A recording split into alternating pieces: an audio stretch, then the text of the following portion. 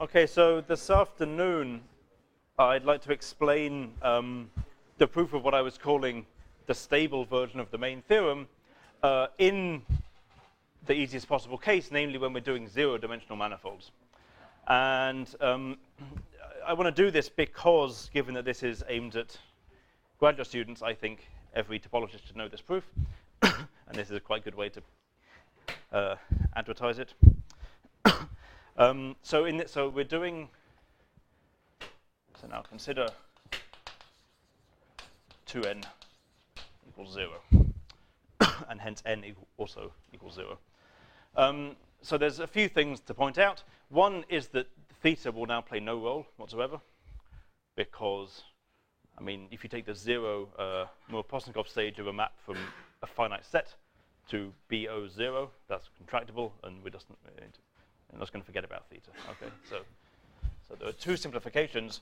One is that theta plays no role. And given that I've been talking about theta for 2.5 hours now, you may be relieved or you may not. And another is that the boundary of a zero manifold is a -1 dimensional manifold, and that's thankfully always empty. So P, what I was calling P last time, so the boundary of my, I sort of fixed the 2n-1 manifold, and I looked at all null Bordisms of that, but there's only one choice I can make, and that's the empty manifold. So let's think about so what I was before calling n theta, n p, lp, a lot of this notation is now completely irrelevant, and I'll just call this n.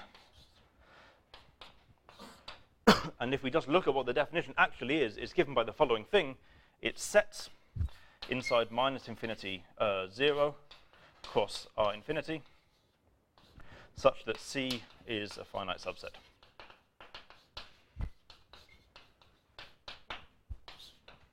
It's pretty easy. And the topology is the topology you can imagine. Two finite subsets are near to each other if they have the same cardinality and they're sort of near in the obvious metric sense. Each one is in an epsilon neighborhood of the other. So actually, that's not n. It is that. But I want to introduce a slight modification that I'll just call n with no decorations. And it's homotopy equivalent to this, but it's not equal, and it's a bit more convenient. It's the space of pairs of a real number.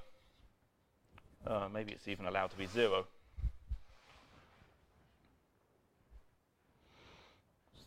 From 0 to infinity, and then an element in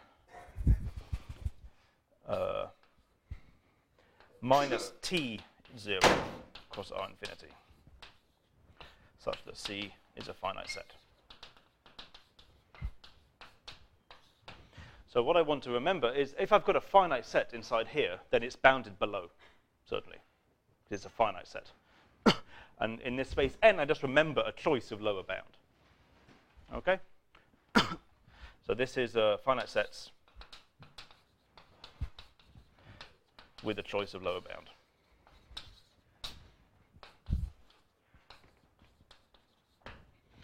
But if I've got a given finite set, there's a contractible space of lower bounds. It's all possible real numbers below the lowest one. And so these are just homotopy equivalent. They're not really different in any homotopical sense. And the benefit of this n over the very decorated version is that this n has a multiplication on it in the following way. So this has a composition law.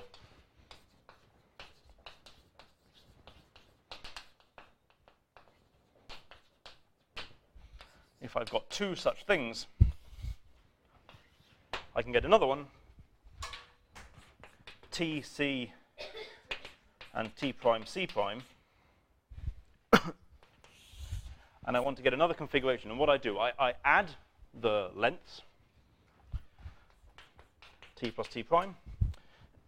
And then I want to take the union of the two configurations. But I can't just take the outer union because they might be on top of each other or something like that.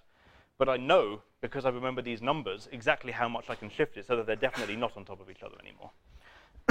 And then the correct formula is I take C, I shift it by T prime in the first coordinate direction, and I take the union of that. At least one of these should have a prime on it. That one.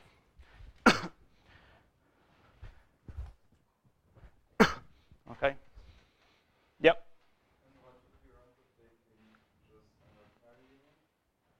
union of subsets. That would not be continuous in this. I agree that it gives you a well-defined function, but in the topology I want to think about, that wouldn't be continuous. For example, the total cardinality wouldn't be locally constant. If suddenly 2 points that you're multiplying suddenly go on top of each other.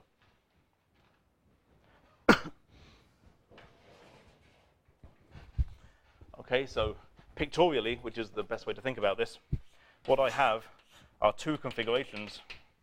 So I've got a configuration C in a box of width T, and I've got a configuration C prime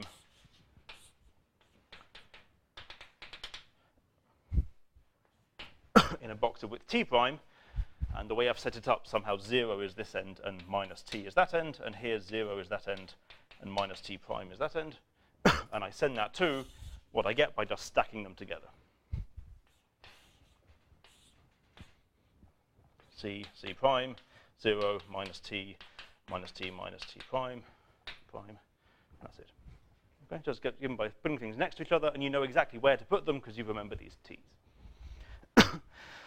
It also has a unit because, hopefully, yes, I've allowed my T to be 0. And if T is 0, then I'm obliged to take the configuration, which is also empty, and that's fine. And that gives a strict unit for this monoid. So 0, empty set is a unit. And the other property, which I've already alluded to because I said the word monoid, is that this multiplication is associative, actually strictly associative. That's the other reason for taking lengths. I could have made a different multiplication where I insist the length is 1. I stack them and then rescale, and that wouldn't be associative for the same reason the fundamental group's not. You know, it's only a group when you put in homotopies. So here I've just built in a solution to that. So right, so 0, empty set is a monoid, is a unit, and n is a topological monoid with respect to this composition law.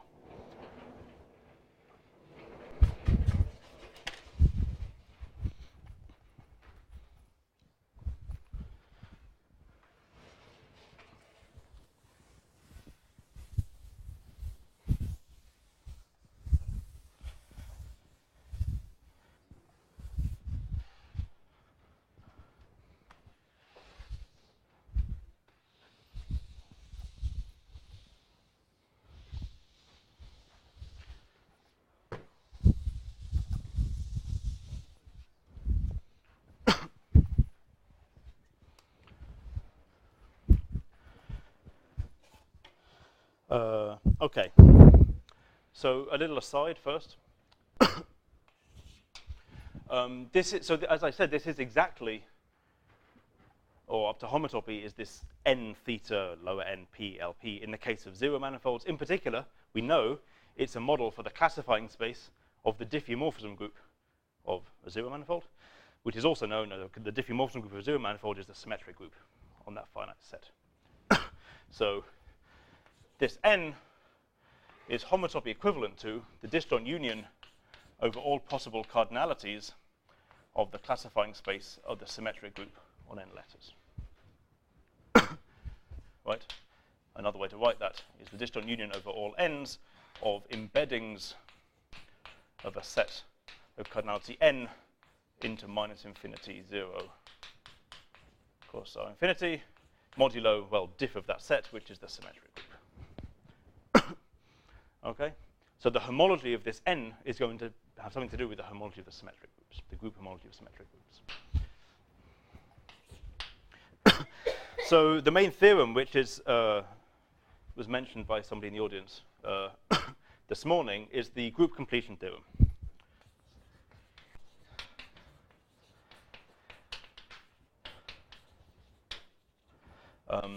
It's used to several people. Barrett Priddy, Quillen, and Macduff Siegel.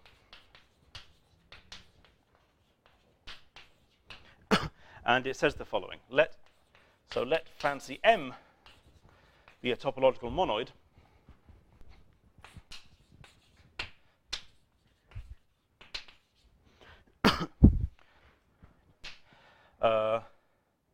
then the set of path components of M, we can consider as a subset of zeroth homology.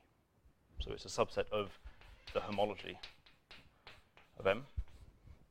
And because M is a monoid, if we have a composition law like this and we take homology, we get a multiplication on the homology of N, or of M. So this is a ring, and this is a subset that's closed under multiplication. So it's a multiplicative subset.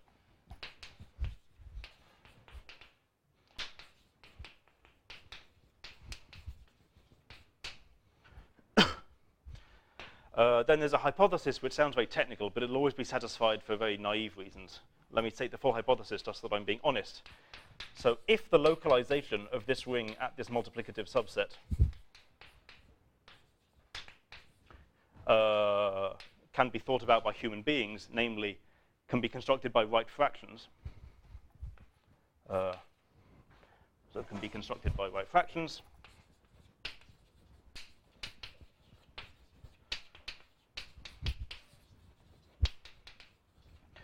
i.e., and the only way we're going to use this is when the ring is commutative, and every localization it can be constructed by fractions. i.e., if the homology of M is a commutative ring. So that satisfies this condition for any multiplicative.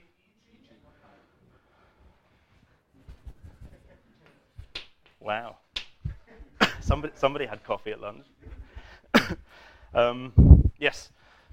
So that would be the. So if the localization can be constructed by right fractions, then it can be computed homotopy theoretically.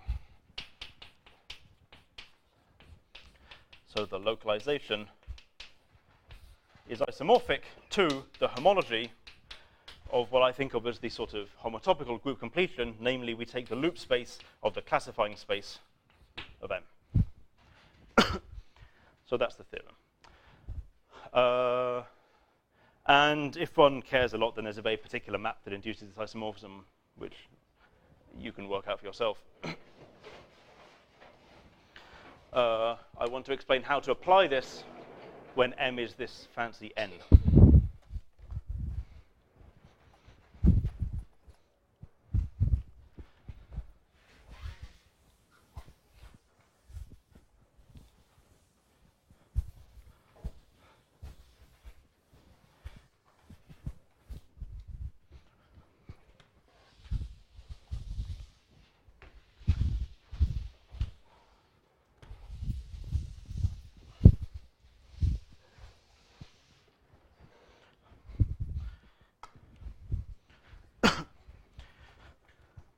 So the monoid N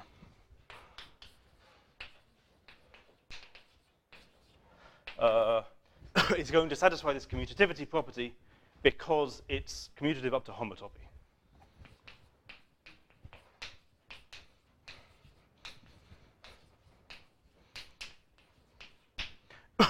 This is for the same reason that pi 2 is an abelian group.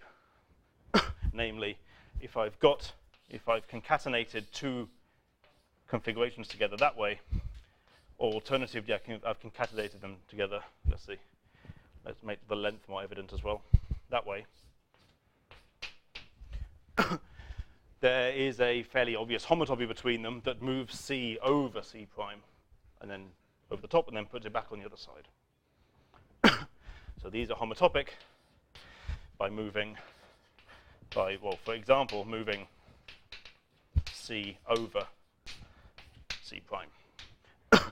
If you want to be fancy, you can say that you can find an action of the little infinity cubes operad on N, and hence it's even more commutative than I'm claiming it is. But all we need is this very naive sort of commutativity. So the homology is a commutative ring. And we don't have to worry about this business about right fractions. In a commutative ring, all localizations are by fractions.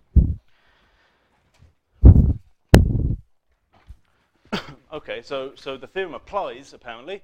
Now, what is pi 0 of N?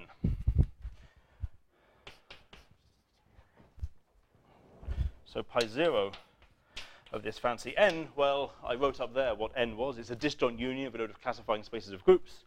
Each classifying space of sigma N is connected. And so I get one component per n, i.e. pi 0 n is the monoid of natural numbers.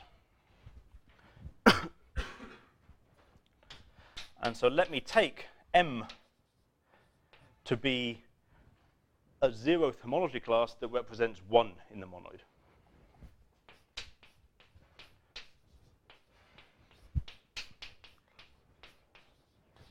Okay, so this is just the zeroth homology class of 1 point, anywhere you like, because, of course, there's only one place up to homotopy to put it. The generator.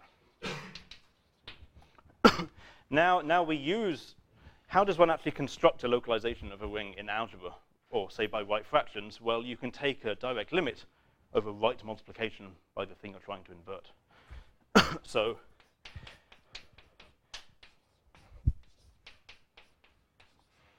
one description of this is as the colimit over right multiplication by M.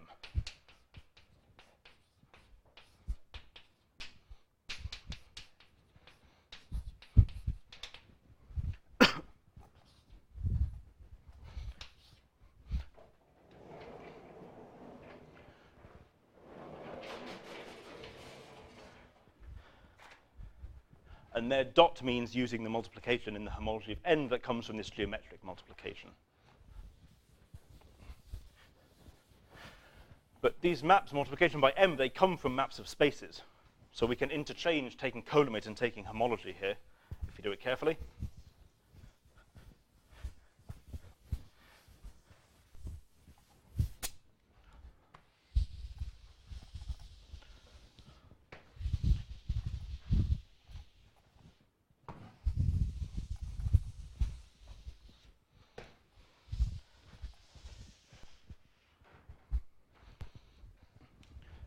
So the colimit of the homologies is the same as the homology of the colimit, but taken in the correct sense. So the homotopy colimit of n mapping to n, mapping to n, mapping to dot, dot, dot, over multiplication by m. And this should look very familiar to my localization that I used this morning when I inverted gluing on the cobordism H. Here I'm inverting gluing on the cobordism, this sort of 1 point, which I think of as a cobordism from the empty manifold to the empty manifold. So the group completion theorem, then implies that the homotopy colimit of this gluing on many copies of M has the same homology as the classifying space of N. This is a homology isomorphism. Okay, so computing the stable homology of symmetric groups, we've reduced to computing the homology of loops of the classifying space of this N. Okay, now if you didn't know anything, you might go about computing this in a very inefficient way. Namely, you might say, well, let's compute the homology of N. Then let's run the bar spectral sequence to compute the homology of Bn. Then let's run the co-bar spectral sequence to compute the homology of loops Bn. So we're not going to do that. The point is that these spaces you can now analyze geometrically by thinking about spaces of configurations having certain properties and things like that. And we're going to be able to identify the homotopy type of this space in terms of something that you know quite well. Good. So the problem is now compute the homology of loops Bn. Or what we'll actually do, identify loops Bn with something that we know. Okay, and the way I want to do this it seems at first to be a little bit esoteric. But this is exactly what you do in high dimensions as well. So let psi 0, psi 0 n be the set of finite subsets of Rn. Okay, so far it looks pretty similar to my space script n. There's a bit, I don't have this h, this time or length parameter. But I want to give it a topology that's completely unlike the one that I gave n. And it's most easily described as follows. So identify Rn with the interior of the n disk. It's easier to work in these coordinates. And consider the following. Let's say the disjoint union over all possible cardinalities of the space of embeddings of the set of cardinality n into, oh, not that same n, k, into Dn, the closed disk. Importantly, the closed disk. And there's a function from the space of embeddings of a finite set into the closed disk to my set size 0n that takes an embedding and intersects it with the interior of the disk. So I take an embedding E to the image of E intersected with the interior of Dn. Okay? So it's just a function. I'm not claiming anything about continuity because I haven't given a topology on this yet. It's just a function that's well defined. Given a configuration in the closed disk, I can intersect it with the interior and get a configuration in the open disk. Now what I'm going to do, oh, and I also point out that that's subjective. What I'm going to do is give this the quotient topology. In fact, I'll say that here.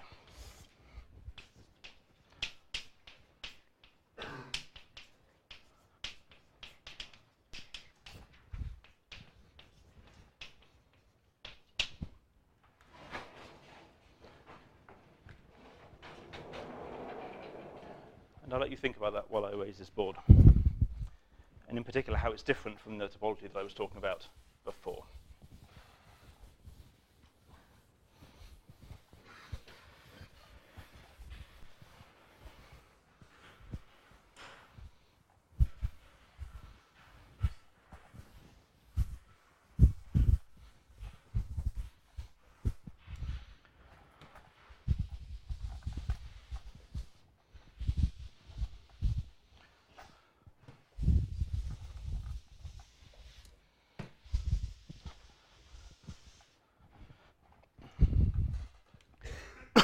This is how it's different. Here's a path in embeddings of one point into Dn, also known as Dn. It starts off with a point in the center, and then it moves, and at time 1, it's in the boundary. Okay? That's a path in the disk. But when I intersect that with the interior, the cardinality jumps. Is cardinality 1, 1, 1, 1, 1, 1, suddenly 0. So this gives a continuous path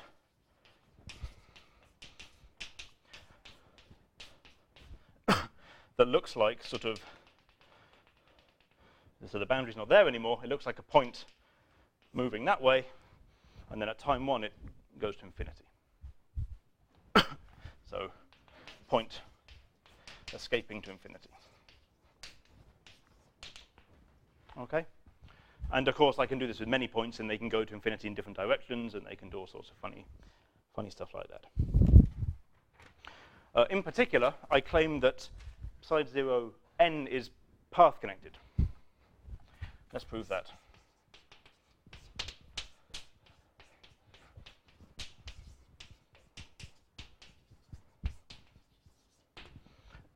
What do? I take some configuration. So to show it's path connected, all I have to do is take any configuration and give you a path to the empty configuration. Then we're done. So I take any configuration, and I choose some point not in it, which should probably have another color. So ideally the origin, but the origin might be in it, so it doesn't really matter. Just choose some point x not in C. And now, thinking in the Rn model, which is more convenient for this, I just want to scale radially outwards away from x. Faster and faster and faster. So at time 1, everything's been pushed infinitely far. So scaling in Rn radially outwards from x. Yeah, so you have to be a little bit careful. You do have to do it faster and faster. So I'll just say in an accelerating way.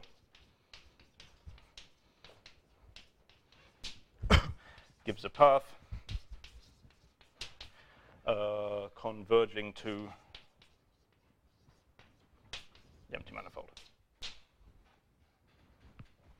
Okay, so maybe you're a little worried about what happens if 2 points are on exactly the same way, and maybe they try to converge to the same place in the disk and so on, but you can fix that. For example, you could pick an X where no two things run away. That would be one way to fix it. But also the topology, actually, that is continuous in its topology. So the space is actually path connected. And we'll always say the empty manifold to be the base point. It's the obvious choice of base point. In particular, the inclusion of the one-point configurations. So if I've got a one-point configuration, that's just, it can be anywhere in Rn, and that gives me an inclusion of Rn into psi naught n. So this is the one-point configurations. And that extends, I claim, to the one-point compactification, exactly by the same continuity. So this extends to Sn included into psi naught n, one-point compactification.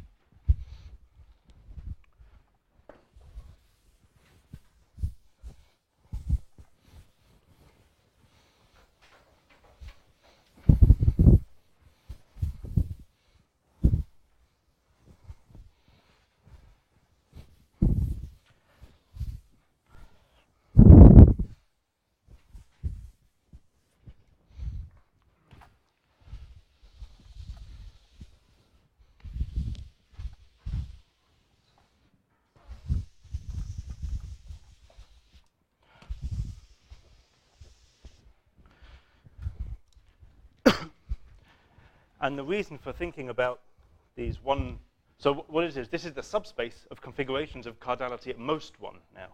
It includes the empty manifold, and it includes all of those of cardinality 1. And the theorem is that this inclusion is a weak equivalence.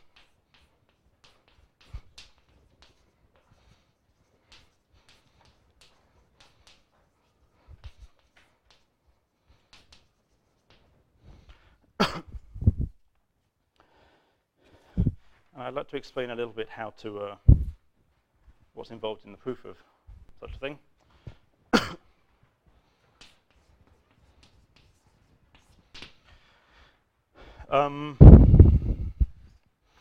It's important that it's a, well, I guess I only know how to prove that it's a weak equivalence. So what I'm going to do is I'm going to find a sort of deformation retraction of that onto that.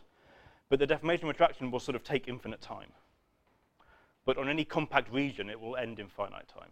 And that's enough to prove a weak equivalence, because whenever you map a sphere into here, it only lands in a compact region.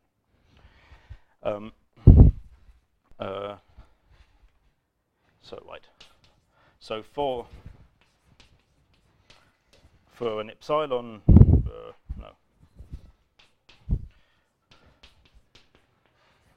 if I give you a t between 0 and 1, but not including 0, let me write phi t for some choice. You can pick your own formula for how to do this, an embedding from the interior to d to the interior to dn, which is diffeo onto the open disk of radius t.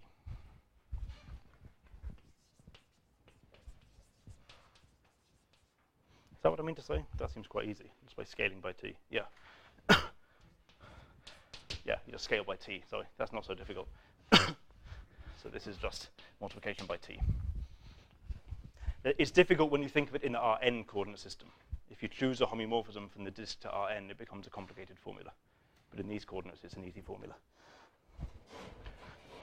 So if B inside here is a compact set, there's an epsilon bigger than 0, such that each configuration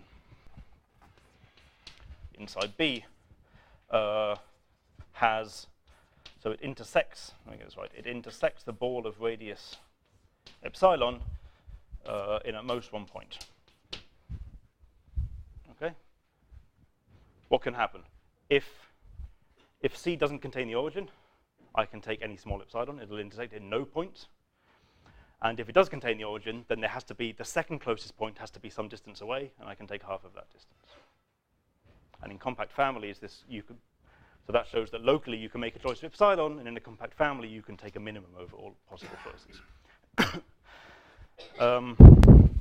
So then, what happens? If I take the preimage over psi epsilon of the set B, it lies inside Sn, which lies inside psi 0. Right? Taking the preimage under this map that scales is the same as basically intersecting with the smaller disk. Okay? And the homotopy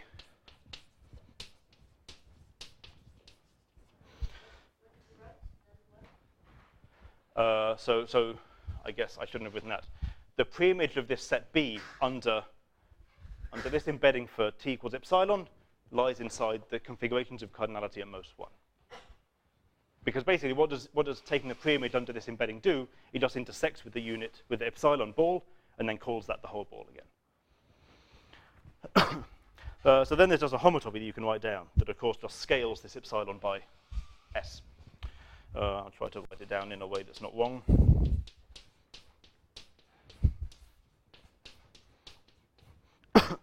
What do? I take a time parameter and a configuration, and I send it to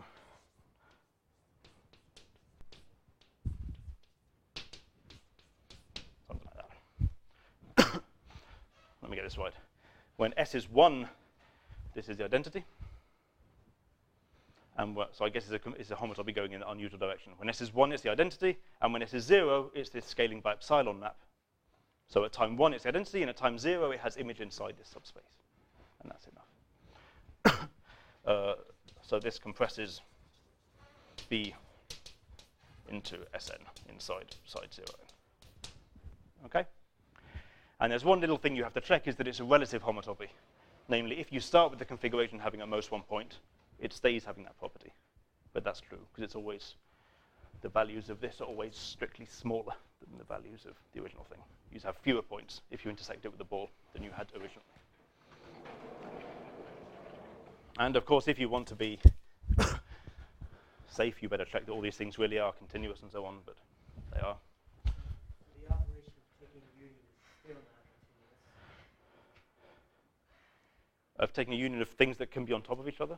Yeah, no, that won't be. Oh, in this, but it's still not, because if it were, then the model would be contractible. right, yes. Yeah, there's a trick then, yeah.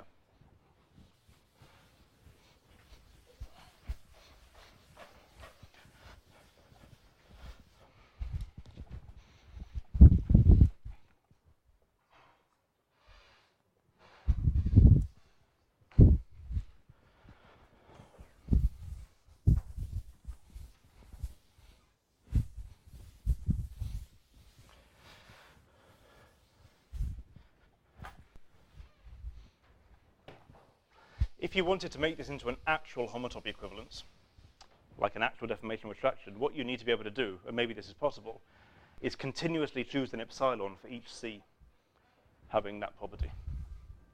You need to be able to write epsilon as a function of C, having the property that when you intersect C in the epsilon ball, you get at most 1 point. And you can do that in compact families, and maybe you can do it on the whole space, I don't know. But given that we're interested in computing homology of things, it doesn't really matter whether we have a weak equivalence or an actual equivalence.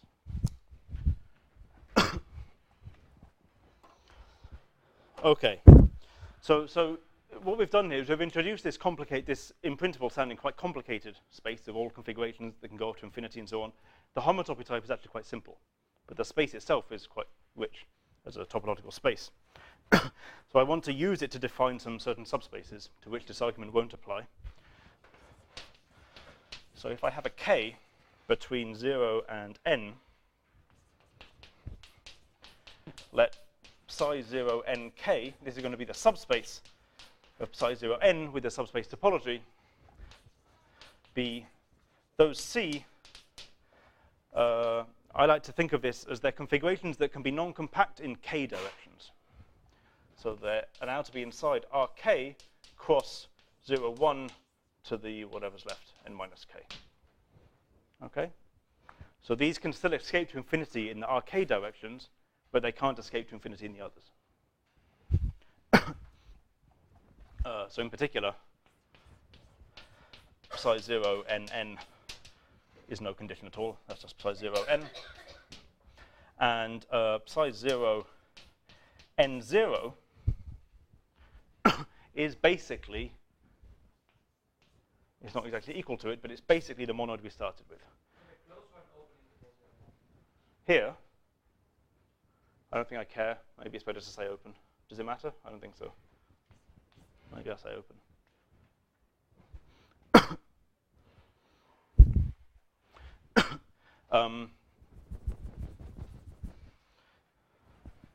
No, actually, I won't say that. It's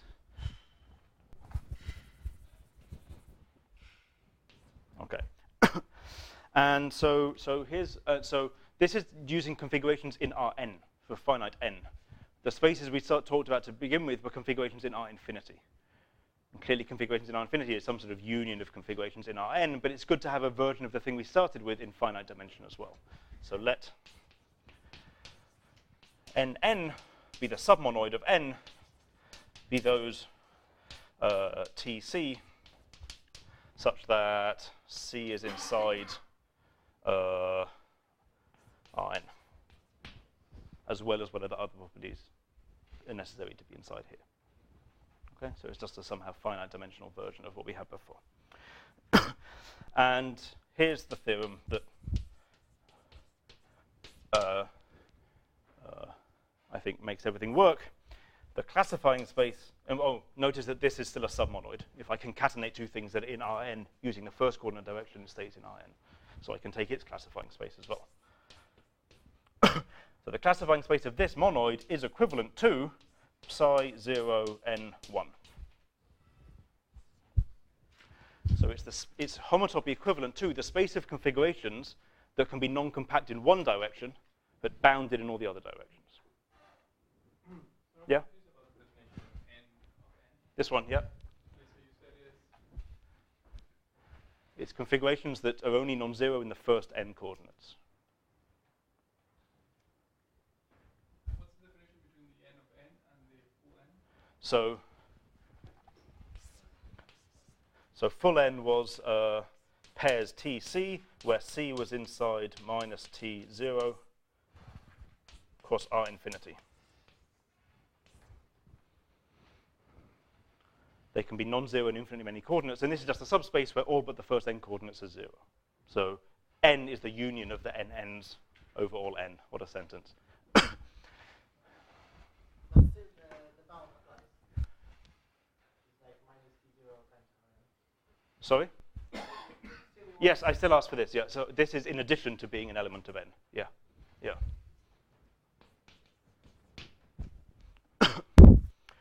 Okay, so, and this is a general, the reason for this is a general philosophy about what the classifying space of a group or a monoid is. Here's a model for the classifying space of a group that you may not be used to. The classifying space of a group G is configurations on the real line labeled by elements of the group. And if the configurations collide, you multiply the elements of the group in the order that they collide in, and the elements can move off to infinity and fall off as well. That's the model. In fact, if you're careful, that's homeomorphic to B of a group. But it's a good way to think about it. This is somehow similar in nature. This is configurations in a box. This is configurations in box cross R. I want to explain how one, I mean, that's the idea. I want to explain how you actually prove such a thing. Do I? Maybe I do. Yeah.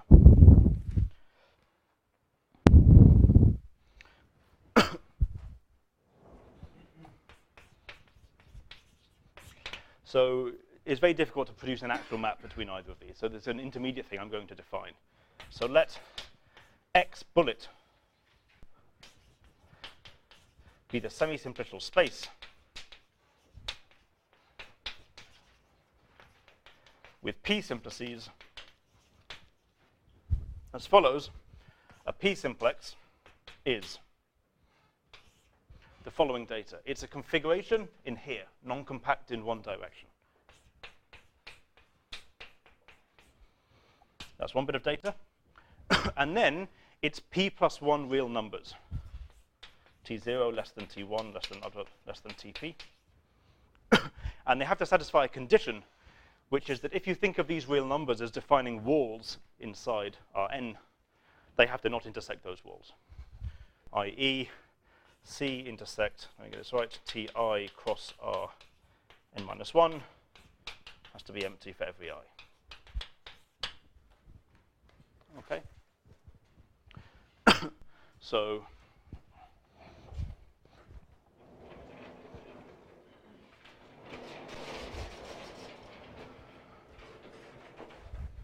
it's the space of pictures that look like this. So these are my upper and lower bounds where they're not allowed to be compact, and this is the direction that things are allowed to be non-compact in. And we've got configurations, and they can be arbitrarily far in either direction. And we have a load of walls, T0, and the walls don't go through a configuration point. Okay? And the topology is such that the obvious thing can happen. You can wiggle the walls around and you can wiggle the configuration around. And I said this is a semi-simplicial space. What are the face maps given by? Well, the ith face map just forgets the number Ti. And that's it. And there's no degeneracies. It's a semi-simplicial thing.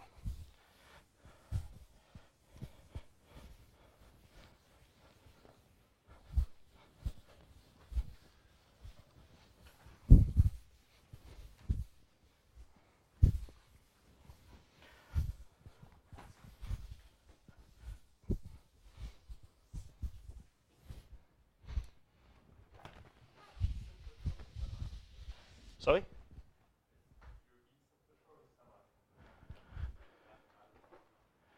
Yeah, so I have a policy of only ever doing semi-simplicial things.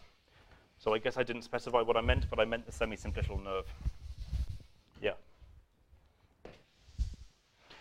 And that's actually kind of important, because if you think about the unit in this monoid. Oh, no, actually. Is it important? No, maybe here we're safe. In higher dimensions, it becomes important that we don't. The things that want to be the degenerate things are not good in the sense of Siegel. What am I trying to do? Oh, yeah. So face maps are given by forgetting the Ti. So Di equals forget Ti. And there's also an augmentation. So also have, you can forget all the T's.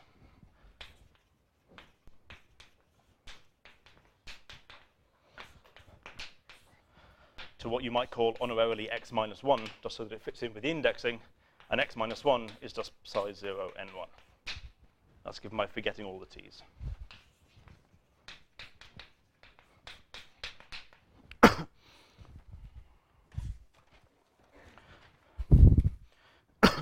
So that's a augmented semi-simplicial space, augmented over one of the things we're trying to study.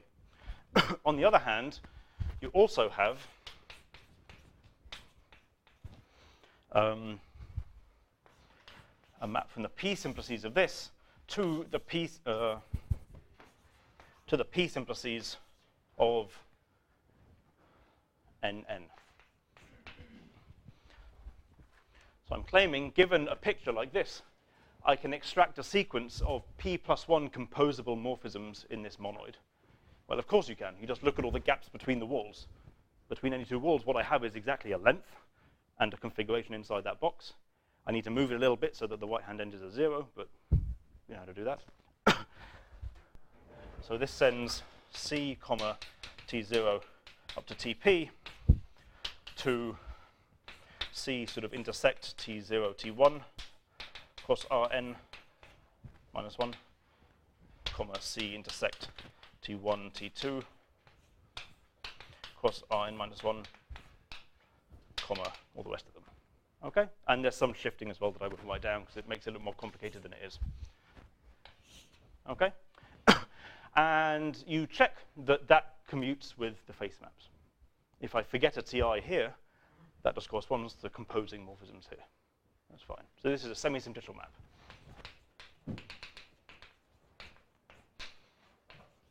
Now, why is it not just a homeomorphism? Well, it's not a homeomorphism because by going from there to there, I've forgotten that part of my configuration which is below the lowest wall or above the highest wall.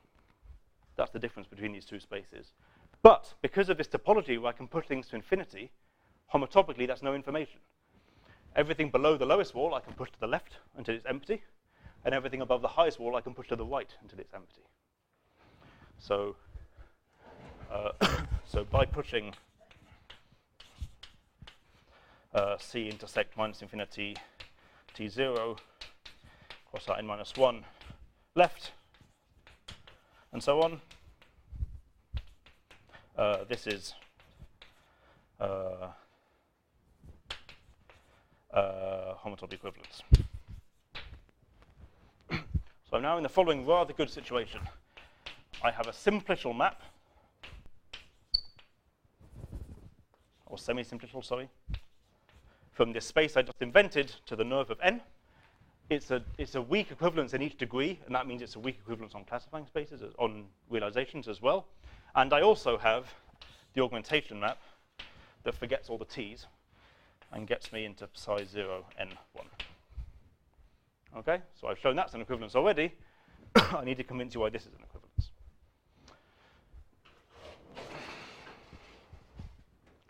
And I'll do so modulo a little bit of annoying point set topology. What I'll do is I'll convince you that the fibers of the map epsilon are all contractible, which certainly is suggestive of it being an equivalence, if not, in fact, a proof.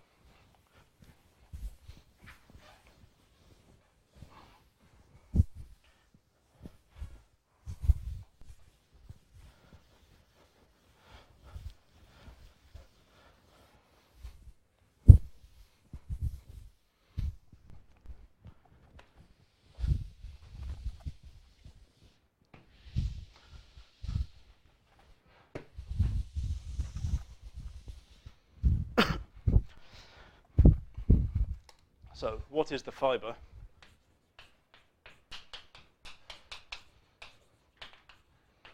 of epsilon over some point C in psi 0, n1? Well, let me just tell you what the answer is. As soon as you see the answer is obvious. Answer, it is the geometric realization of the nerve of the poset of those real numbers such that C intersect T cross R n minus 1 is empty. Right?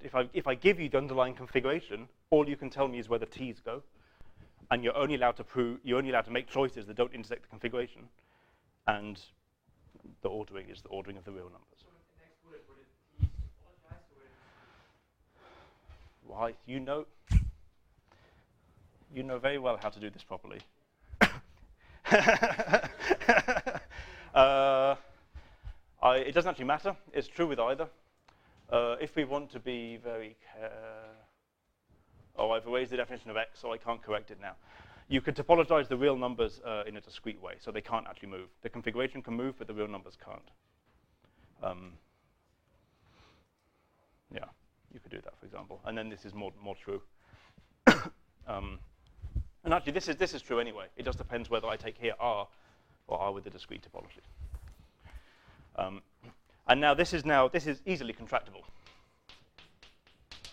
because what do I have? I have a poset that's not empty because my configuration can only exclude finitely many t's, and so I have to have loads of others left, and it's totally ordered. And such a thing has contractible nerve, because given any finite collection, I can find an upper bound for them. And that tells me how to cone off any finite subcomplex. So this is because poset is totally ordered plus non-empty.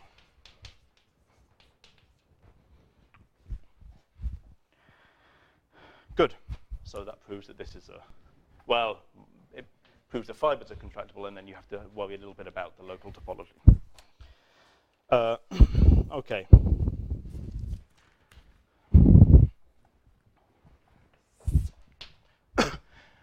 So what's next? Well, now I can make, oh, maybe I did define psi nk. I did already, didn't I? So now there's a completely analogous statement for higher k's. So let psi 0 tilde nk be a pair of a real number and a configuration. So this does a modification of what I call psi nk. Be pairs tc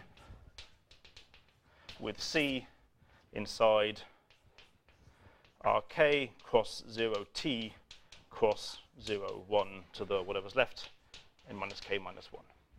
So what I do is I let the k plus first coordinate now have a variable length. Okay, just like I did with the first coordinate before. So this has a product now by stacking in the k plus first coordinate direction.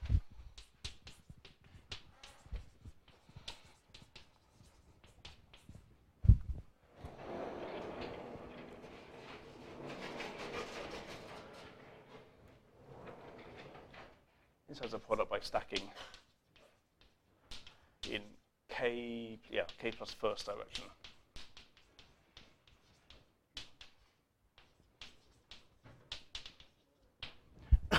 And also you can convince yourself that just by scaling that t to have length 1, it is just homotopy equivalent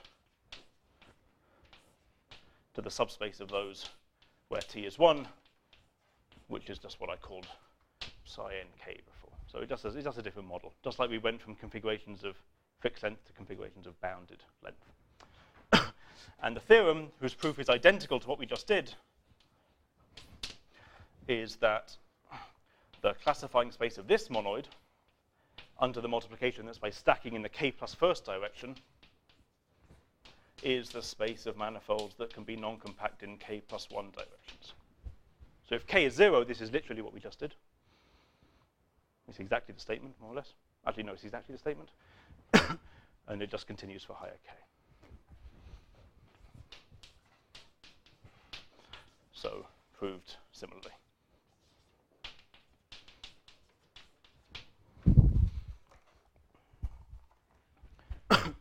So what does that show?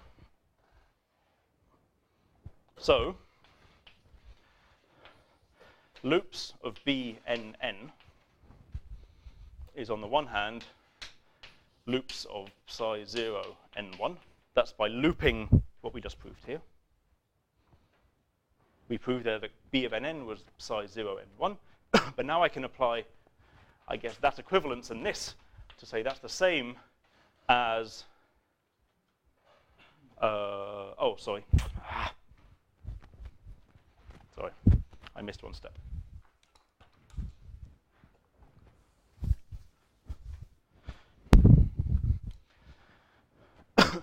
Also note that psi 0 nk is connected if k is not 0. If I've got at least one non-compact direction, I can find a path from any configuration to the empty one by pushing in that direction. Okay? And so that means that this monoid, or the one with the tilde, I suppose, is the monoid, is group-like. Pi 0 is a group because pi 0 is the trivial group, which is definitely a group. So for group-like monoids, taking the classifying space loses no information. You can recover the monoid by looping it again.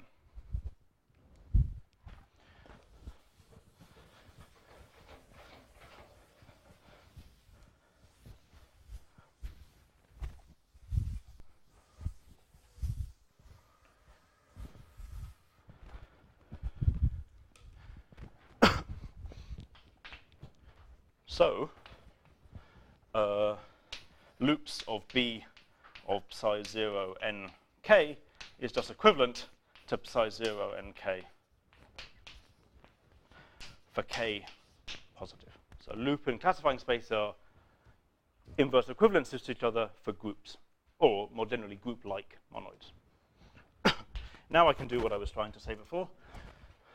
So loops on the classifying space of the monoid NN is loops on psi 0 n1 by looping the theorem that we proved. Now I can use this to write that as loops 2 of psi 0 n2, and then I can use it again, use this theorem again to write it as loops 3 of psi 0 n3. I'm continuing this way until I get down to psi loops n of psi 0 nn. But psi 0 nn, that's no condition on the compactness, that's just psi 0 n. And we showed that was homotopy equivalent to a sphere by this pushing to infinity trick. So that was homotopy equivalent to loops n Sn. So putting it all together, the group completion theorem, letting n go to infinity, and this gives that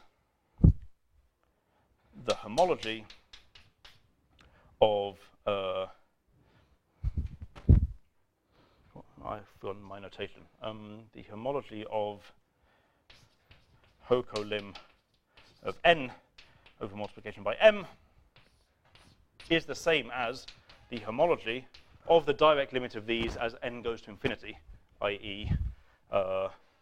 What some people call QS0, or Hoco-Lim as n goes to infinity of loops n Sn. That's, of course, the definition. And this is something that, of course, one can analyze purely using homotopy theory, and that's precisely the form of theorem that I was talking about during the previous 2 lectures. If you want, you can then interpret what this is. This is homotopy equivalent to the integers, which is the group completion of the natural numbers, times the classifying space of the infinite symmetric group. So it does z many copies of the classifying space of the infinite symmetric group.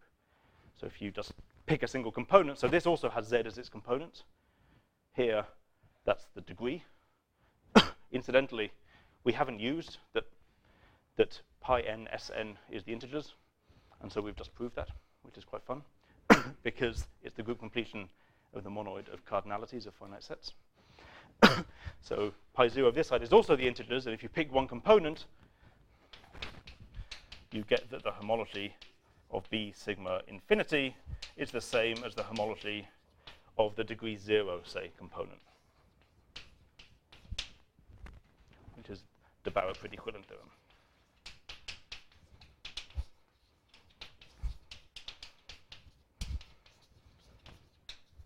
Okay, good.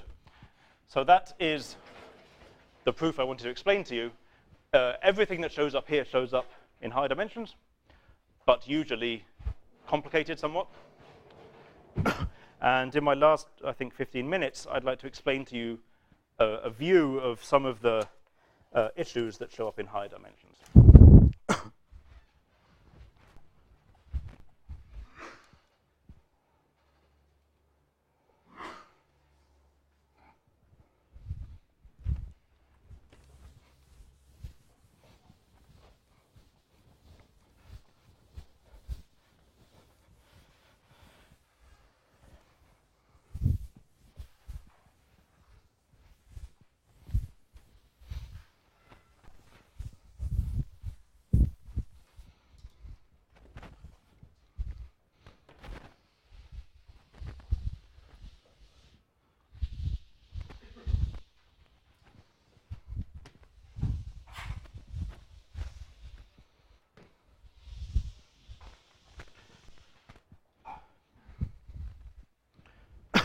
So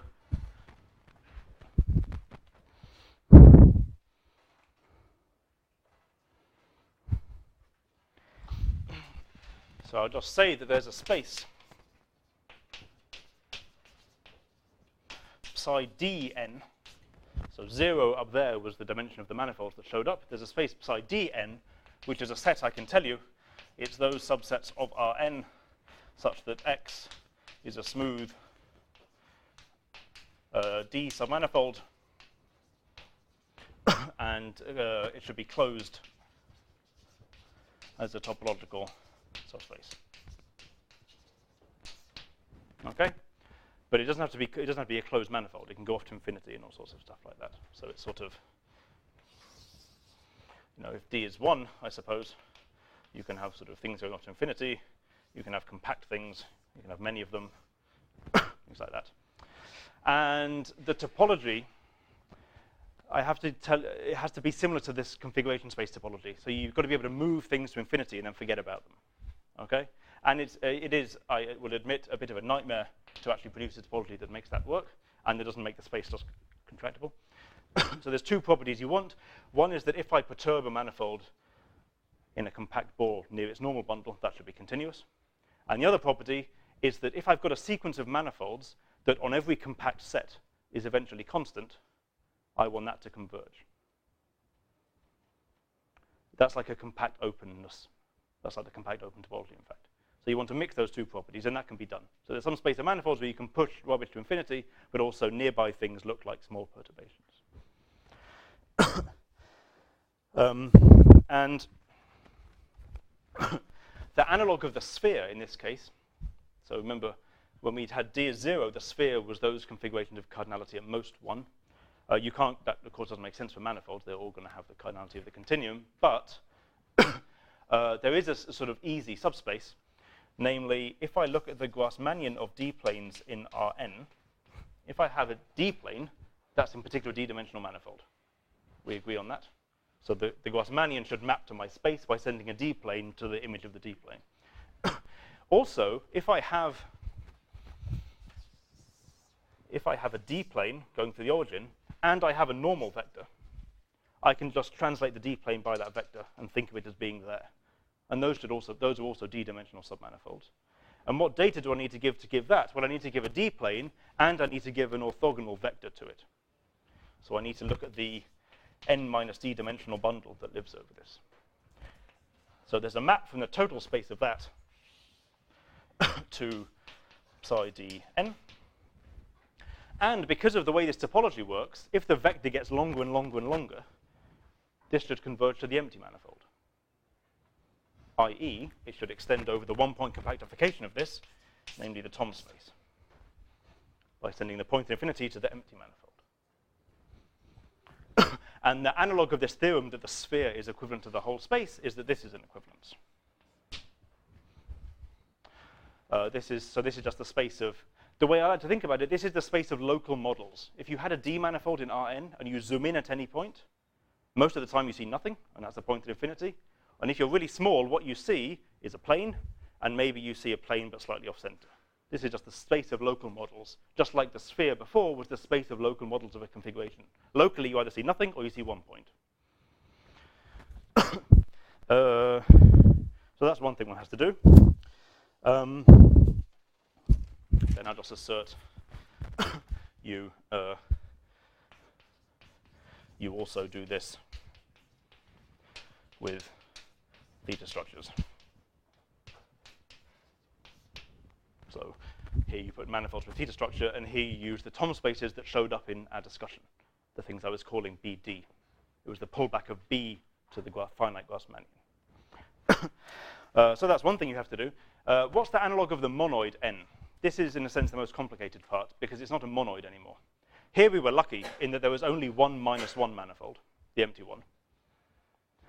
In general, there's many D minus one manifolds, and there's a category where the objects are the D minus one manifolds, and the morphisms are the D-dimensional cobordisms. In the case where there's only one D minus one manifold, that's a monoid, but that's a fluke. So there's a category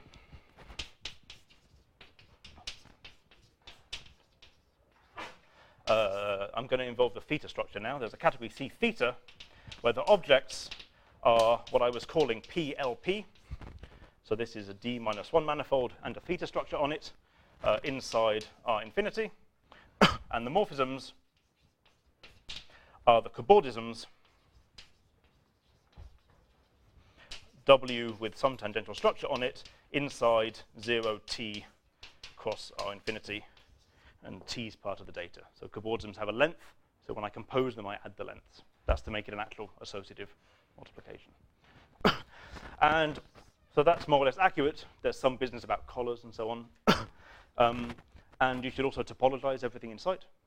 it's a category enriched in topological spaces. Except it's not quite a category because I don't want it to have units.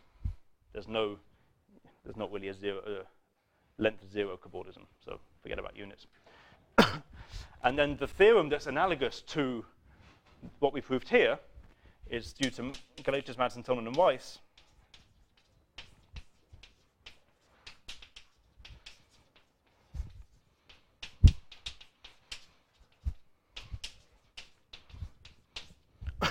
And it says that loops of the classifying space of this category, theta, is equivalent to loops infinity mt theta in exactly the notation I've been using in my last few lectures. This is, I would say, this is analogous to the Barrett-Priddy-Quillen theorem, or to what we were proving up here. It says the classifying space, or loops on the classifying space of this category, which is a replacement of the monoid, is this infinite loop space that's constructed using homotopy theory. Good. From the point here, we're now lucky in that we know what all the zero-dimensional manifolds are. In general, of course, we don't know what all the d-dimensional manifolds are. And so what this really says is that you can take all of the classifying space of all of the d-dimensional manifolds, glue them together in some incomprehensible way, and you get something that's quite easy to compute. But we're interested in a particular manifold. It could you could easily glue together all b-diff manifolds in some way and get a contractible space, and that doesn't include information about any b-diff, right? So you need to somehow go backwards to say that there's a smaller category that only knows about the manifold we care about, but that has the same classifying space. Yeah? So I actually want it to be a non-unital category, if we're being careful. And I want to take a semi-simplicial classifying space, which you can do for a non-unital category. You can artificially put in sort of infinitesimal cobordisms, but it doesn't change the homotopy type, and it just makes you have to write more.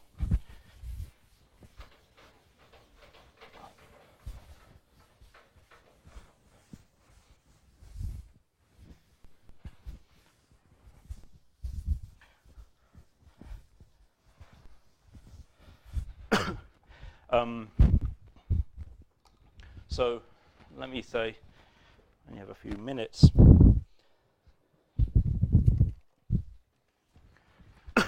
So let me just say, there is a group completion theorem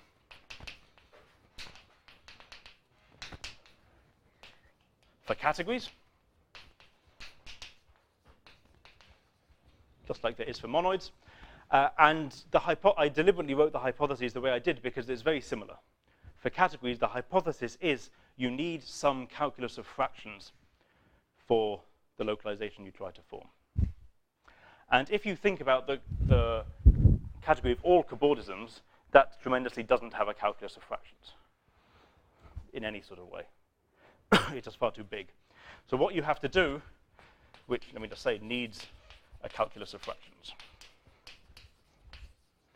So in case you're not familiar with this, what do I mean? You need to know that if I've inverted multiplication on the right by some cobordism, I've for free inverted it multiplication on the left. That's not a formal consequence. Sometimes it's true. Like if the thing was somehow commutative, that would of course be true. But gluing cobordisms is clearly not commutative. And the full category simply does not have a calculus of fractions. So what you have to do is the following balancing act. You have to find a category that's small enough to have a calculus of fractions and know about your manifold W, but big enough that it has the same classifying space. So the problem, and this problem is really where my work with Galatius starts, unfortunately, sort of here rather than what I've said so far, but the problem is to find a smaller C inside C theta that somehow, let me just say, knows only about W and its stabilizations,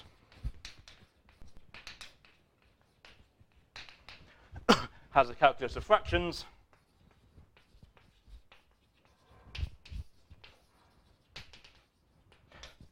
but has the same classifying space. And, well, that's the problem that we solve.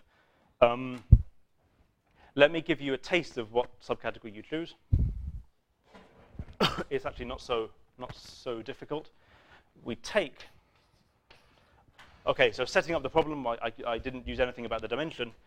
So now I'm going to take dimension is 2n, and n plays a role. And C is, I think, what we call C theta L n minus 1 or something. And what it means is the following. There's the objects, I force them to contain a standard ball that's called L, and that's what that stands for. So the objects are P, LP inside R infinity containing a standard ball that's called L with this structure. So L is just diffeomorphic to a 2n minus 1 disk. Okay? They contain a disk in a standard place. And the morphisms have two properties. One is that they're the W's. First, they contain the cobordism version of L, so they contain 0t cross L.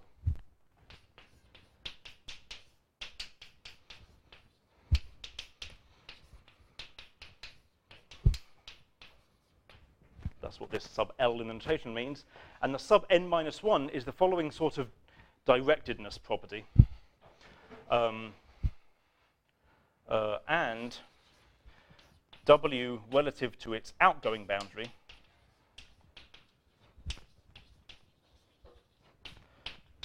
is n minus 1 connected. So to begin with, the cobordism category is completely symmetric. Going forward and going backwards there's no difference. Part of what we do breaks that symmetry, and we insist that morphisms only. So what does this mean? So if you think about handles, that means you can obtain the cobordism from its right-hand end by attaching n handles and higher. Or alternatively, looking at it from the other end, you can obtain it from the left-hand end by attaching n handles and lower. And so there's two things to do then.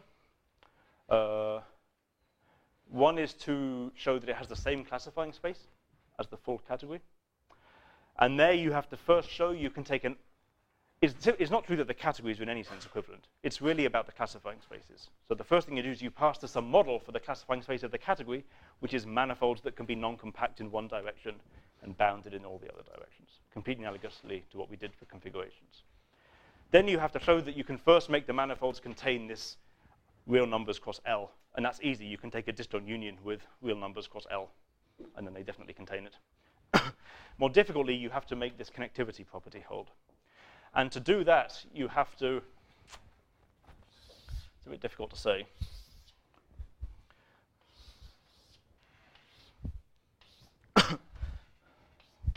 So this is an example of a surface, and I've got my real values, T0, T1, T2, T3. It's non-compact in this direction, but it happens to be empty over here. And this cobordism is not zero connected relative to the outgoing boundary. So somehow, this is not going to be in my subcategory, but it's going to be in, well, it's not going to be in the nerve of my subcategory, but it will be in the nerve of my big category. And I somehow have to homotope it so that it's in the big category. And here's one thing you can do. You can go near to a maximum, and you can grow a hair going to infinity like that, very thin tube. So now every one of these is zero connected relative to its lower boundary. But there's a problem there because the choices you make have to be continuous in the family. And as I move this further and further that way, eventually I don't want to grow that hair anymore. But I have to at some point, otherwise it won't be continuous. So there's a slightly different move which involves doing something downwards, it turns out, fixing something down there and then pulling it back up, that enforces this connectivity relative to the outgoing boundary. We call it doing surgery on morphisms.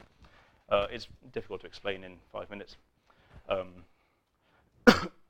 The next thing is to know that this smaller category has some sort of calculus of fractions.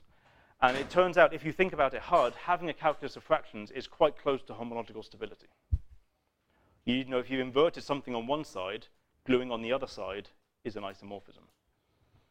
So for example, if you've proved homological stability, if I want to, what can I do? If I've inverted multiplication by h on this side, then gluing on h on that side just puts the genus up by 1 in a slightly different way.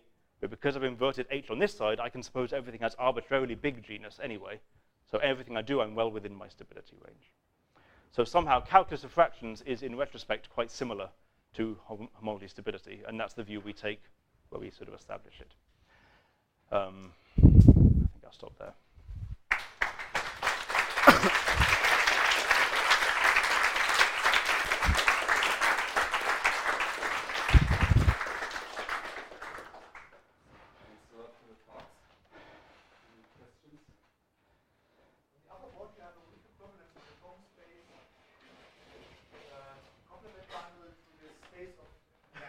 Yeah. So I guess your formal group action both sides and its own equivalent. Is that equivalent equivalent? In the serious sense, yeah. We know every equivalent manifold can be embedded in some representation. Probably. If you think of it as, if you think of, okay, if you replace Rn by representation, V, and suppose that V always has a trivial summand, then whenever you take fixed points, you'll still have a non-compact direction available to you, and that probably lets the argument go through. You really just need this one direction. I haven't. You use many. Yeah, maybe not. The directions unequally now. Yeah, I'm a bit suspicious of this idea of mine. Yeah, somehow you do have to treat the directions equally. You're right. Yeah, maybe that's not the right statement.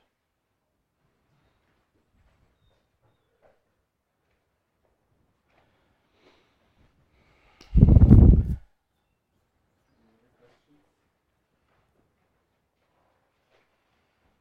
so let's take a break and continue with the questions later.